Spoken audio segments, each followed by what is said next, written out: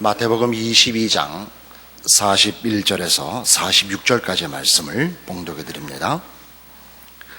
마태복음 22장 41절에서 46절까지의 말씀입니다. 바리새인들이 모였을 때에 예수께서 그들에게 물으시되 너희는 그리스도에 대하여 어떻게 생각하느냐? 네 자손이냐? 대답하되 다윗의 자손이니이다. 가라사대 그러면 다윗이 성령에 감동하여 어찌 그리스도를 주라 칭하여 말하되 주께서 내 주께 이르시되 내가 내 원수를 내 발 아래 둘 때까지 내 우편에 앉았으라 하셨도다 하였느냐? 다윗이 그리스도를 주라 칭하였은즉 어찌 그의 자손이 되겠느냐 하시니 한 말도 능히 대답하는 자가 없고 그날부터 감히 그에게 묻는 자도 없더라. 예수님을 시험하기 위하여 여러 가지 질문을 던졌고 예수님께서 그 우문에 정확한 답으로 저들을 물리치셨습니다. 그리고 이 마지막에 예수님께서 오히려 반문하신 질문입니다. 그리스도가 여기 그리스도라 하는 것은 헬라어 단어고 히브리어로 하면 메시아입니다. 그 오실 메시아가 다윗의 후손이라면 왜 다윗이 그를 주라고 불렀느냐? 시편 110편 말씀을 인용하셨습니다. 아무도 대답을 못하고 그날부터 감히 그에게 묻는 자가 없더라 이렇게 기록되어 있습니다. 이건 저들의 입을 막기 위한 질문만은 아닙니다. 이 질문이 가지는 뜻을 제대로 생각을 해보시면 정말 왜 그럴까 이런 생각을 하셔야 됩니다. 우리 마태복음에도 여러 군데에서 예수님께서 다윗의 후손인 것을 증거하고 있습니다. 예를 들면 마태복음을 시작하는 1장 1절에도 아브라함과 다윗의 자손 예수 그리스도의 족보라 이렇게 시작을 합니다. 여러분 가지신 성경에 세계라 이렇게 되어 있는 그 세계는 계자가 이을 계자입니다. 그래서 족보라는 뜻입니다. 아브라함과 다윗의 후손으로 오시는데 왜 다윗이 그를 주라고 했을까? 이 질문은 예수님께서 구약이 메시아를 다윗의 후손으로 설정해 놓은 이유가 있다 하는 뜻이고 그 뜻을 유대인들은 전혀 이해하지 못했다는 것이 됩니다.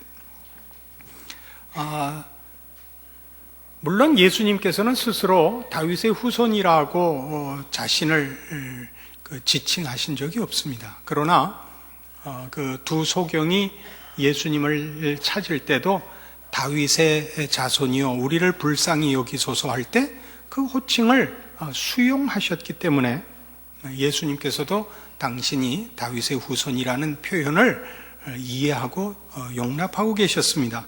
그러나 마태복음 26장 보시면 예수님은 이 다윗의 왕가를 재건하러 오신 분은 아닙니다. 그것보다 훨씬 큽니다. 26장 64절 보시면 예수께서 가라사대 내가 말하였느니라 그러나 내가 너희에게 이르노니 이후에 인자가 권능의 우편에 앉은 것과 하늘 구름을 타고 오는 것을 너희가 보리라 이렇게 말씀하셔서 예수님께서 가지시는 그 완성하셔야 할 왕국은 전 우주적인 왕국이지 이스라엘의 한 왕가를 회복하는 정도는 아닙니다. 그렇다면 이 성경이 왜 예수 그리스도를 다윗의 후손으로 설정을 하며 그럼에도 불구하고 다윗이 그를 주라 부르는 이 기록을 우리에게 부각시키고 있는가 하는 것입니다. 먼저 이 다윗의 후손으로 약속되어 있는 구약의 그 약속의 현장으로 찾아갈 필요가 있습니다. 구약 성경 사무엘하 7장입니다. 구약 성경 473페이지 사무엘하 7장 1절 이하의 말씀 좀 길지만 봅시다. 여호와께서 사방의 모든 대적을 파하사 왕으로 궁에 평안히 거하게 하신 때 왕이 선지자 나단에게 이르되 볼지어다 나는 백향목 궁에 거하거늘 하나님의 궤는 휘장 가운데 있도다. 나단이 왕께 고하되 여호와께서 왕과 함께 계시니 무릇 마음에 있는 바를 행하소서. 그 밤에 여호와의 말씀이 나단에게 임하여 가라사대 가서 내 종 다윗에게 말하기를 여호와의 말씀이 네가 나를 위하여 나의 거할 집을 건축하겠느냐. 내가 이스라엘 자손을 애굽에서 인도하여 내던 날부터 오늘날까지 집에 거하지 아니하고 장막과 회막에 거하며 행하였나니 무릇 이스라엘 자손으로 더불어 행하는 곳에서 내가 내 백성 이스라엘을 먹이라고 명한 이스라엘 어느 지파에게 내가 말하기를 너희가 어찌 나를 위하여 백향목 집을 건축하지 아니하였느냐고 말하였느냐. 그러므로 이제 내 종 다윗에게 이처럼 말하라. 만군의 여호와께서 이처럼 말씀하시기를 내가 너를 목장 곧 양을 따르는 데서 취하여 내 백성 이스라엘의 주권자를 삼고 네가 어디를 가든지 내가 너와 함께 있어 네 모든 대적을 네 앞에서 멸하였은즉 세상에서 존귀한 자의 이름같이 네 이름을 존귀케 만들어 주리라. 내가 또 내 백성 이스라엘을 위해 한 곳을 정하여 저희를 심고 저희를 자기 곳에 거하여 다시 옮기지 않게 하며 악한 유로 전과 같이 저희를 해하지 못하게 하여 전에 내가 사사를 명하여 내 백성 이스라엘을 다스리던 때와 같지 않게 하고 너를 모든 대적에게서 벗어나 평안케 하리라. 여호와가 또 네게 이르노니 여호와가 너를 위하여 집을 이루고 네 수완이 차서 네 조상들과 함께 잘 때 내가 네 몸에서 날 자식을 네 뒤에 세워 그 나라를 견고케 하리라. 여기 12절 말씀 내가 네 몸에서 날 자식을 네 뒤에 세워 그 나라를 견고케 하리라가 메시아가 다윗의 후손으로 오신다는 예언이요 약속입니다. 여기 그냥 읽으면 다윗의 후손들이 그 왕권을 계속 유지하고 그 나라를 계속 번성케 할 것이라 이렇게 이해할 수도 있습니다. 그러나 이 자식이라는 내 몸에서 날 자식이라는 이 자식은 보통 후손을 가르치는 단어를 쓰지 않고 조금 다른 표현, 씨라는 표현입니다. 우리는 구약에서 이 씨라는 약속이 육신의 후손인 뒤를 이을 자손을 얘기하는 것이 아니라 예수 그리스도를 지칭하고 있는 것을 이미 아브라함의 약속에서 알고 있습니다. 아브라함에게 허락한 자식도 이 단어를 쓰고 있고 지금 여기 다윗에게 약속한 것도 물론 그 내용 속에 다윗의 뒤를 이을 바로 다음 왕 솔로몬과 또 그 뒤를 이을 계속되는 왕들을 약속하고 있습니다마는 궁극적으로 그 후손으로 태어나실 메시아가 그 나라를 견고케 할 것을 약속하고 있습니다. 근데 이 표현은 1차적인 다윗 왕가의 번성과 이스라엘 왕권과 이스라엘이라는 왕국의 그 영원함보다는 훨씬 더 내용이 깊은 것입니다. 왜냐하면 이 약속은 말하자면 그 앞에 하나님께서 나단을 통하여 다윗에게 이 약속을 주시길 때에 그 앞에 설명한 부분들이 그 뒤에 약속을 이해하는데 결정적인 표현이 되기 때문입니다. 그 앞에 있었던 내용은 뭐냐 하면 다윗이 하나님을 위하여 성전을 짓겠다는 마음을 가지자 하나님께서 이렇게 반문하신 겁니다. 내가 언제 너희 보고 나 거할 집을 지으라 한 적이 있느냐. 출애굽부터 이때까지 내가 장막에 거하였으나 너희 보고 내 집을 왜 짓지 않느냐고 어느 지파, 어느 누구에게 내가 그런 요구를 한 적이 있느냐. 이게 앞에 등장을 합니다. 5절 이하에 5절에서 7절까지가 그 내용입니다. 그리고서 8절 이하에 뭐라고 나오느냐 하면 오히려 내가 너를 목장에서 양치기 하는 데서부터 불러내어 너로 왕을 삼고 또 너에게 모든 걸 주지 않았었느냐. 그러니까 지금 우리가 생각하려는 약속에 가기 전에 하나님께서 다윗에게 분명히 하고 우리에게 분명히 하는 건 뭐냐면 우리가 하나님을 모시는 것이 아니라 하나님이 우리에게 주신다는 얘기입니다. 우리는 하나님께 뭘 내놓을 것이 없습니다.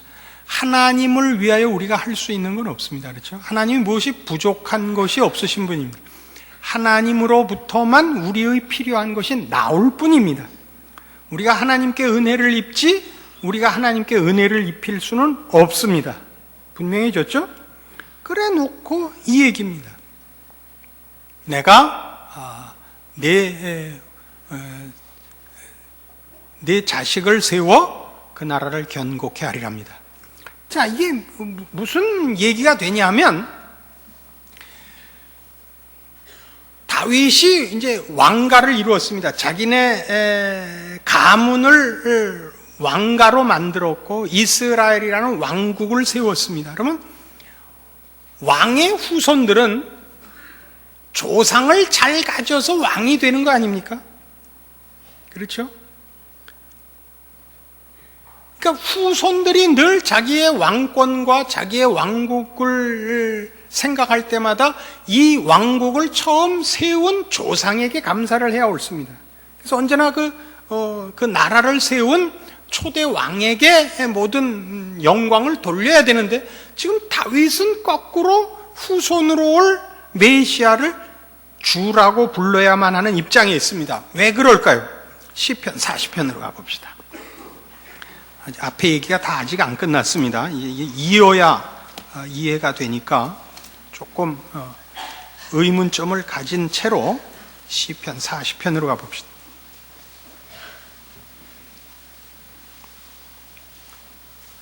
시편 1절, 내가 여호와를 기다리고 기다렸더니 귀를 기울이사 나의 부르짖음을 들으셨도다. 나를 기가 막힐 웅덩이와 수렁에서 끌어올리시고 내 발을 반석 위에 두사 내 걸음을 견고케 하셨도다. 새 노래 곧 우리 하나님께 올릴 찬송을 내 입에 두셨으니 많은 사람이 보고 두려워하여 여호와를 의지하리로다. 여호와를 의지하고 교만한 자와 거짓에 치우치는 자를 돌아보지 아니하는 자는 복이 있도다. 여호와 나의 하나님이여, 주의 행하신 기적이 많고 우리를 향하신 주의 생각도 많도소이다. 내가 들어 말하고자 하나 주의 앞에 베풀 수도 없고 그 수를 셀 수도 없나이다. 주께서 나의 귀를 통하여 들리시기를 제사와 예물을 기뻐 아니하시며 번제와 속죄제를 요구치 아니하신다 하신지라.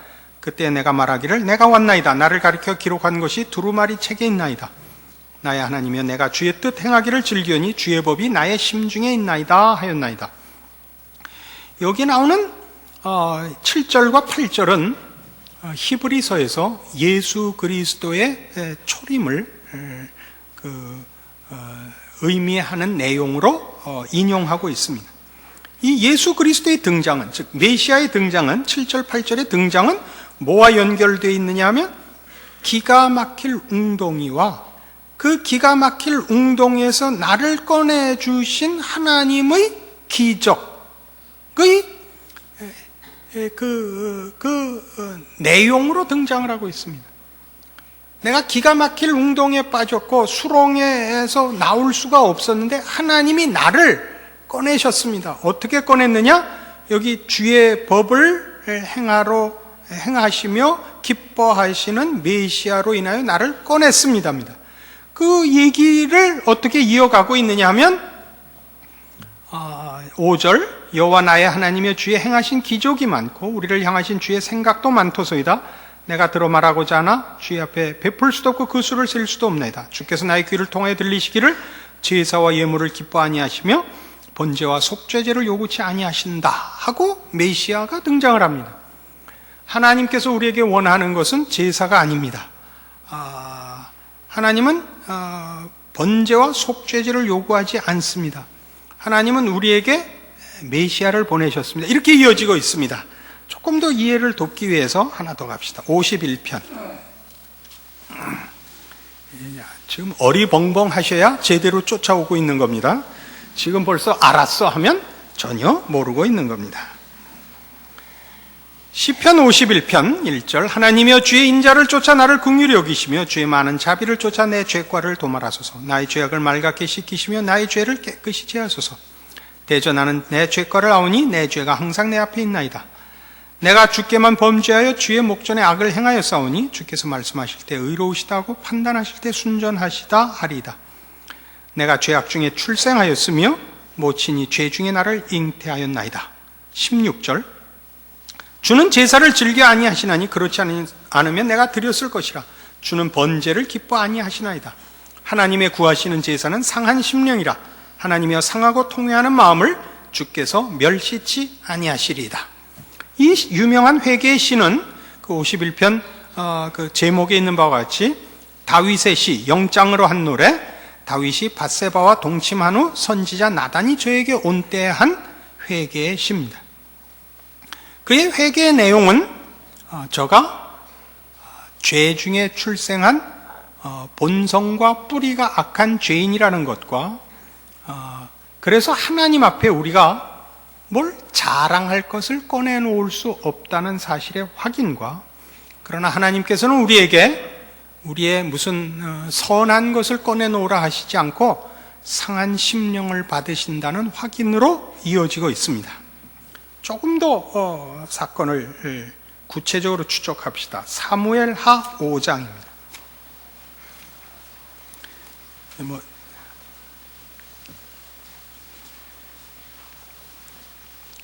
구약성경 470페이지 사무엘하 5장 1절입니다. 이스라엘 모든 지파가 헤브론에 이르러 다윗에게 나와 말하여 가로되 보소서 우리는 왕의 골육이니이다. 전일 곧 사울이 우리의 왕이 되었을 때에도 이스라엘을 거느려 출입하게 한 자는 왕이시었고 여호와께서도 왕에게 말씀하시기를 내가 내 백성 이스라엘의 목자가 되며 이스라엘의 주권자가 되리라 하셨나이다 하니라. 이에 이스라엘 모든 장로가 헤브론에 이르러 왕에게 나오매 다윗 왕이 헤브론에서 여호와 앞에서 저희와 언약을 세우매 저희가 다윗에게 기름을 부어 이스라엘 왕을 삼으니라. 다윗이 30세 위에 나아가서 40년을 다스렸을 때 헤브론에서 7년 6개월 동안 유다를 다스렸고 예루살렘에서 33년 동안 온 이스라엘과 유다를 다스렸더라. 잘 아시는 대로 다윗은 양치는 목자였고 초대왕, 이스라엘의 첫 왕인 사울이 하나님께 불순종함으로 하나님이 사울 왕을 패하시고 다윗을 왕으로 삼았습니다. 그러나 사울이 아직 그 왕권을 유지하고 있었고 다윗은 쳐들어왔던 블레셋의 골리앗 장군을 물리치고 나라를 구한 영웅이지만 사울에게 쫓겨 블레셋으로 도망가는 지경까지 이릅니다. 그가 왕이 된 것을 유다 지파만 인정을 했고 나머지 지파는 따르지 않았는데 결국 나중에 사울이 죽고 온 이스라엘이 나와 다윗을 왕으로 이제 세웁니다. 그래서 이 사무엘 하에서 5장에서부터 이어서 이제 어떻게 블레셋을 물리치고 언약궤를 모셔오고 또 아까 우리 7장에서 본 바와 같이 하나님 앞에 하나님을 제대로 섬기려는 진심을 고하는 일과 또 주변 나라들을 다 이제 복속시키는 기록들이 쭉 이어져 옵니다. 그리고 11장에 이르러 11장에 와 보십시다. 해가 돌아와서 왕들의 출전할 때가 되매 다윗이 요압과 그 신복과 온 이스라엘 군대를 보내니 저희가 암몬 자손을 멸하고 랍바를 에워쌌고 다윗은 예루살렘에 그대로 있으니라. 그리고 그 유명한 밧세바 사건을 만납니다. 그래서 이제 범죄했는데 본인이 모릅니다. 12장에 이르면 선지자 나단이 와서 꾸짖습니다. 그가 꾸짖은 내용을 봅시다. 12장 1절 여호와께서 나단을 다윗에게 보내시니 와서 저에게 이르되 한 성에 두 사람인데 하나는 부하고 하나는 가난하니 그 부한 자는 양과 소가 심이 많으나 가난한 자는 아무것도 없고 자기가 사서 기르는 작은 암양 새끼 하나뿐이라. 그 암양 새끼는 저와 저의 자식과 함께 있어 자라며 저의 먹는 것을 먹으며 저의 잔에서 마시며 저의 품에 누움으로 저에게는 딸처럼 되었거늘 어떤 행인이 그 부자에게 오며 부자가 자기의 양과 소를 아껴 자기에게 온 행인을 위하여 잡지 아니하고 가난한 사람의 양 새끼를 빼앗아다가 자기에게 온 사람을 위하여 잡았나이다. 다윗이 그 사람을 크게 노하여 나단에게 이르되 여호와의 사심을 가리켜 맹세하노니 이 일을 행한 자는 마땅히 죽을 자라. 저가 불쌍히 여기지 않고 이 일을 행하였으니 그 양 새끼를 4배나 갚아주어야 하리라. 나단이 다윗에게 이르되 당신이 그 사람이라. 거기다 밑줄을 그어놓으세요. 당신이 그 사람이라. 이 사건을 통해서 다윗이 그 아까 본 시편 51편에 기록된 회개의 시를 쓰는 것입니다. 그가 깨우친 건 뭐냐면 자기가 죄를 지으면서 모르더라는 사실입니다. 더 놀라운 것은 그 죄가 본인의 본성이더라는 사실입니다. 죄를 짓는 것은 사람에게 있어서는 본성이요, 취미요, 유일하게 잘하는 특기입니다. 죄는 일부러 애를 쓰지 않아도 우리는 쉽게 지읍니다. 우리는 외국어를 배울 때 맨 처음 욕부터 배우고 험한 것부터 배웁니다. 그게 인간입니다. 그래서 아까 시편 51편에서 보는 바와 같이 죄악 중에 출생했습니다. 그건 죄의 요소로 본인이 만들어져 있단 말입니다. 이것을 다윗이 깨닫습니다. 그리고 우리가 하나님 앞에 내놓을 것이 없습니다. 선한 것이 없고 의로운 것이 없습니다를 깨닫고 우리가 하나님을 모시고 살 수 없다는 것, 하나님 앞에 설 수 없다는 것을 깨닫습니다. 이게 기가 막힐 웅덩이입니다. 어떻게 하면 좋단 말인가? 그때 하나님 앞에 깨우친 것이 뭐냐? 하나님께서 우리를 위하여 속죄양, 메시아를 준비하셨다는 사실입니다. 그래서 그가 계속 표현하는 것이 하나님은 번제를 기뻐하지 않습니다. 하나님은 제사를 원치 않습니다. 하나님은 상한 심령을 원합니다. 이걸 깨우치는 겁니다. 그러면 지금 다윗이 왕국을 세우고 그가 그 왕국의 다스리는 주인인데 다윗이 깨우치는 건 뭐냐면 이 하나님이 허락한 이 나라, 하나님이 요구하시는 이 나라를 다스리는 자가 죄악 중에 출생되어 있고 죄의 요소로 만들어져 있는데 어떻게 이 나라를 제대로 지키며 다스릴 수 있겠느냐 이겁니다. 이걸 지키고 다스리기 위해서는 하나님의 원하시는 의와 진리와 거룩과 이런 실력과 내용이 있어야 되는데 그 일을 완성하고 그 일을 가능케 하기 위하여 하나님이 그의 종을 준비하고 계시며 그 종을 통해서만, 그 종은 바로 메시아입니다. 메시아를 통해서만 이 모든 일이 가능하다는 것을 다윗이 이제 깨우칩니다.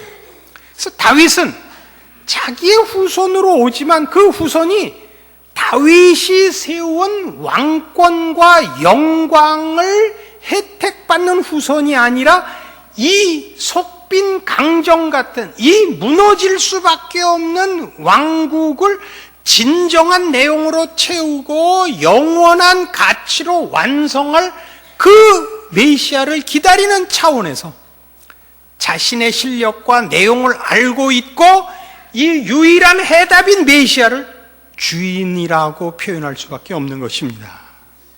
자기가 시대적으로 먼저 태어났지만 앞선 자가 후손에게 무엇을 혜택을 주는 자가 아니요 이 오실 메시아를 통해서만 우리의 모든 것이 가치 있어지고 의미 있어지고 하나님 앞에 인정받을 수 있다는 걸 아는 차원에서 그의 후손은 우리가 아는 세상의 위계 질서에 앞서고 뒤서고가 아닌 유일한 해결책이요, 유일한 구세주요, 유일한 희망이요, 유일한 답으로서 그의 주인이신 겁니다.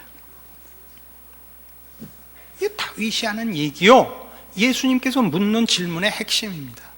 왜 다윗이 자기 후손으로 오는 자기 후손에게 주라고 했겠느냐?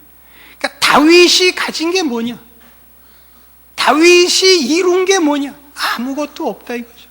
메시아를 통해서만 진정한 가치와 영원한 소망이 가능하다 이거죠. 그러나 지금 유대인들은 뭘 기대하고 있죠? 다윗의 왕권과 다윗의 왕국으로서의 위엄, 그때 이스라엘의 자랑을 회복하자는 것이고 메시아는 이걸 회복하러 오는 후손이라고 믿고 있는 겁니다. 저들의 기대와 저들의 무슨 우월감과 이런 모든 것은 궁극적으로 메시아를 통해서 어디라면 다윗의 영광으로 가자는 겁니다. 그러니까 메시아가 뭘 하러 오는지, 자기네가 무엇이 비어있고 메시아가 왜 필요한지 모르죠. 그러니까 이 메시아랑 싸우죠 자꾸. 그건 오늘날에도 동일합니다. 우리 신자들이 가지는 바 신앙의 갈등은 뭐냐 하면 유대인들이 다윗의 왕국을 재현하고 싶은 것 같이 이 헛된 세상의 영화와 세상의 자랑을 채우기 위하여 메시아에게 요구하는 것입니다. 뭘 요구하고 있나 보세요 여러분. 여러분 자식 잘 되라는 거, 여러분 건강하자는 거, 세상에서 세상이 제시하는 가치들과 내용들로 채워진 왕국을 완성하기 위해 메시아를 요청하고 있지, 메시아를 불러 이 죄로 조성된 인간이 아닌 거룩하고 영원하고 하나님께서 인정하는 것으로 채워지는 인간을 요구하며 그런 인생을 요구하며 그런 영원한 약속에 여러분을 맡기기 위하여 메시아를 요구하고 있지 않단 말이죠. 이게 오늘날 문제인 것입니다. 이 모든 이 논쟁을 잠재운 이 질문의 가치가 여기 있습니다. 너희가 원하는 것이 참다운 하나님의 백성으로서의 요구가 맞냐? 이 질문에 아무도 답을 할 수가 없는 것입니다. 저들은 가장 세상적이고 세속적이고 자기중심적이고 의와 진리에 대하여 하나님의 거룩에 대하여 아무 관심이 없고 결국은 자기 욕심을 채우자는 것 외에 아무런 더 이상의 생각이 없는 가장 못난, 가장 속된 그런 생각 속에 있는 자들이 지금 여기 등장하는 유대인들이었고 지금 오늘날 우리이기도 하고 그렇습니다. 여러분들의 모든 신앙적인 아우성들이 뭔가 보십시오.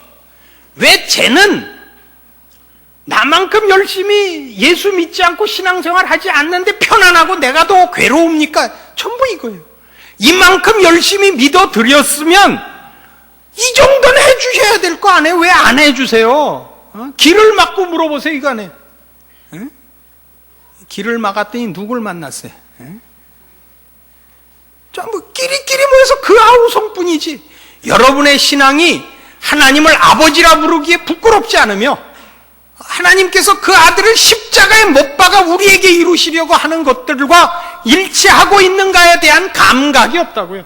거기에 대해서 아무도 슬퍼하지도 괴로워하지도 안타까워하지도 않아요. 인간의 참된 가치를 찾으라고요.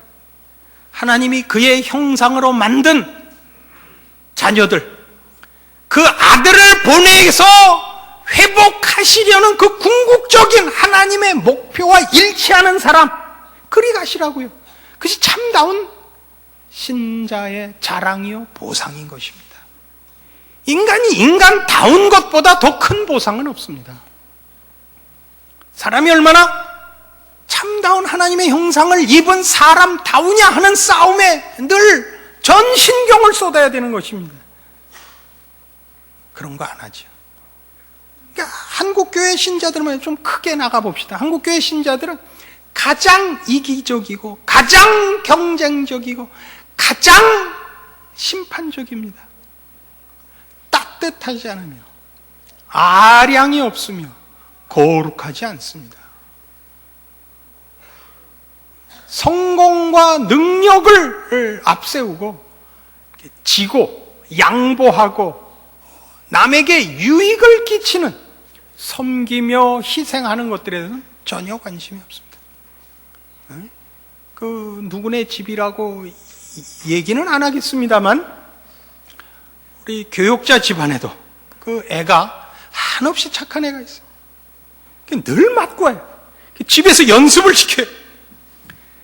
눈을 똑바로 뜨고 덤벼 해서 안 되면 아무거나 손에 잡히는 대로 패. 뒷일은 아빠가 다 책임질게. 이래갖고 되겠어요? 응? 이름을 밝혀서 쫓아낼까요? 어떻게 하면 좋아요? 왜 이렇게 됐어요?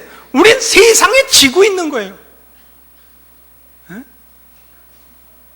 왜 예수를 믿는 자가 세상의 원리에 외래 지고 있죠? 말이 돼요? 빛과 어두움의 싸움에서 빛을 막는 어두움이란 건 없습니다. 어두움은 빛이 들어오면 물러나게 되어 있습니다. 근데 이상하게 요즘 빛은 어두움하고 싸우면 져요. 이런 거지 같은 빛을 보셨어요? 받침이 지으신가 보죠, 요새는? 심지가 하나 떨어졌나? 옛날엔 다 빛이었는데 요새는 빚인가 보죠? 여러분 자신의 신앙을 점검하세요. 여러분의 신앙 고백이 갖는 기대와 약속과 책임을 생각하세요. 예수 그리스도로 말미암아 내가 어디로 인도함을 받고 무엇이 달라져야 되고 무엇을 채우고 무엇은 안에서부터 파내야 되는가 점검하시고 참다운 신자의 자리로 가십시오. 하나님이 인정하시고 여러분 스스로가 알게 됩니다. 참다운 신앙의 경지에 들어가는 기쁨이라는 것은 남들이 알지 못합니다. 스스로가 압니다. 그래서 우리 하나님께서 그의 형상을 따라 만든 인간의 인간됨됨이의 자랑이 무엇인지 여러분 스스로 경험하셔서 참다운 신자의 책임을 지키고 승리하시고 그래서 여러분을 통하여 하나님이 영광을 받으시는 존재와 인생이 되십시오. 기도하십시다. 하나님 아버지의 은혜를 감사합니다.